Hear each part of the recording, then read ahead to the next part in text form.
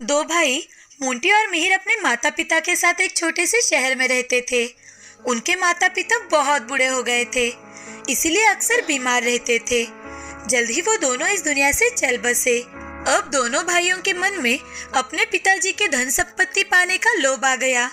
बड़े बेटे मोंटी ने जल्द ही एक सुंदर और सुशील लड़की छाया से शादी कर ली।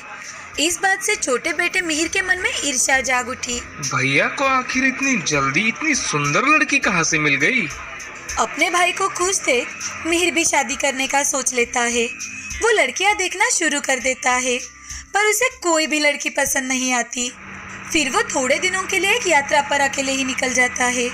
उसी दौरान उसकी दोस्ती एक उमा नाम की लड़की से हो जाती है। दोनों काफ़ी जल्द ही घुल मिल जाते हैं। उनकी काफ़ी गहरी दोस्ती हो जाती है, इसीलिए एक साथ ही वो सफ़र करना शुरू करते हैं। वापस आते समय, उमा, मुझे तुम्हें कुछ कहना है। हाँ कहो ना। अब मिहिर अपने दिल की बात उमा को बताता है। उमा, मुझे तुम बहुत अच्छी लगती हो। क्या तुम मुझसे शादी करोगी? मिहिर की बातें सुनकर उमा भी उसे हाँ बोल देती है और जल्द ही दोनों की शादी हो जाती है। अब दोनों भाई अपनी अपनी बीवियों के साथ एक ही घर में रहने लगते हैं।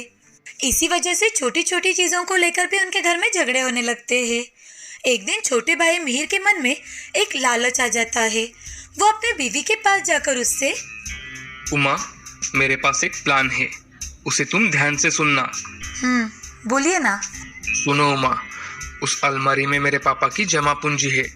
तुम हमेशा इस बात का ध्यान रखना कि कमरे की ओर कोई आ नहीं पाए, और अगर भैया भाभी में से कोई आए तो तुम उनका ध्यान भटकाना। और फिर मैं हर 2 दिन में कुछ पैसे वहां से चुरा लिया करूंगा। इस तरह हमारे पास कुछ पैसे जमा हो जाएंगे और हम अपना नया घर खरीद लेंगे।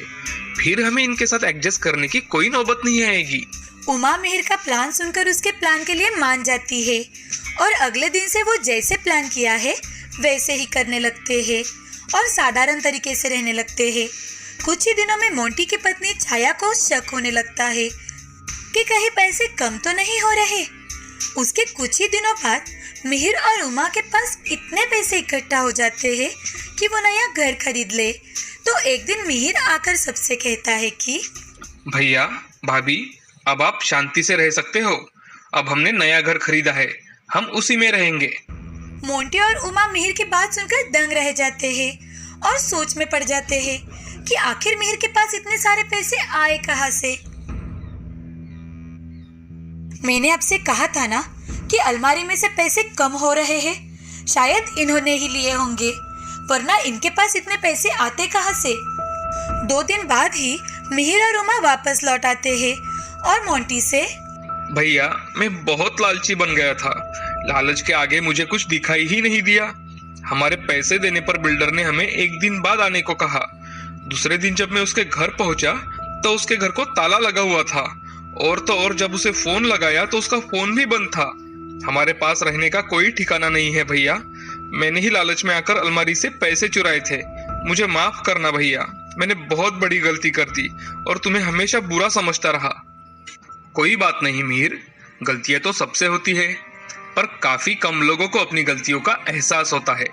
चलो कोई बात नहीं, जो हो गया सो हो गया। तुम तो मेरे छोटे भाई हो।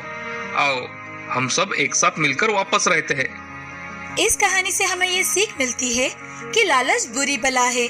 अपने लालच की पूर्ति करने के लिए हमें अपनी नीयत और चरित्र को कभी भी मैला नहीं करना चाहिए। अंत में सिर्फ हमें हमारा परिवार ही काम आता है, तो हमें अपने परिवार के किसी भी सदस्य से बुरा व्यवहार नहीं करना चाहिए।